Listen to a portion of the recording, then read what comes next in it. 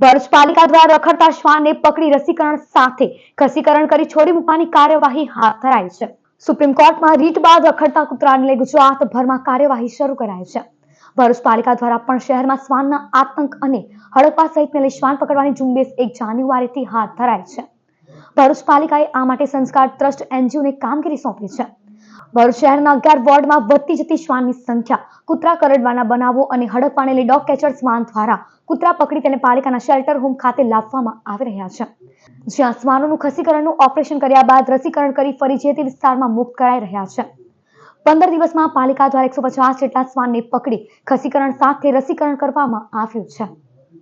ABC birth control rules અંતર્ગત શહેરી વિસ્તારની અંદર શેરી કૂતરાઓ, શેરીમાં રખડતા કૂતરાઓની વસ્તીમાં વધારો ના થાય અને એમની સંખ્યા ઘટે, સાથે સાથે એમને હડકવા વિરોધી રસી પણ આપવાની થતી હોય છે. એ અનુસંધાને ભરૂચ નગરપાલિકા દ્વારા એનજીઓ સંસ્કાર એજ્યુકેશન ટ્રસ્ટને આ કામગીરી આપવામાં આવેલ છે.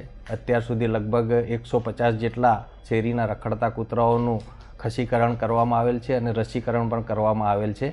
જે જગ્યાએથી કૂતરા ઉપાડવામાં આવે છે એ જગ્યા એ કૂતરાઓને અમારા શેલ્ટર હોમમાં રાખી ત્યાં ઓપરેશન કરવામાં આવે છે, એમને રસીકરણ કરવામાં આવે છે અને એમની જે રૂઝ આવે ઓપરેશન પછીની, ત્યાર પછી જે વિસ્તારમાંથી એમને લીધેલો હોય એ જ વિસ્તારની અંદર પરત મૂકવામાં આવે છે.